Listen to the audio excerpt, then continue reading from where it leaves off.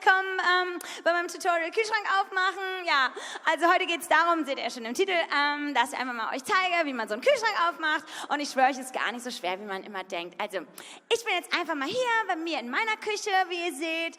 Und ich habe jetzt einfach mal meinen Kühlschrank genommen. Also ihr könnt natürlich jeden anderen Kühlschrank nehmen, den ihr zu Hause habt. Es geht wirklich mit jedem, ist gar kein Problem. Wenn ihr gar keinen Kühlschrank habt, könnt ihr einfach einen Backofen nehmen, aber den müsst ihr vorher auf die Seite legen, dann geht der auch genauso auf.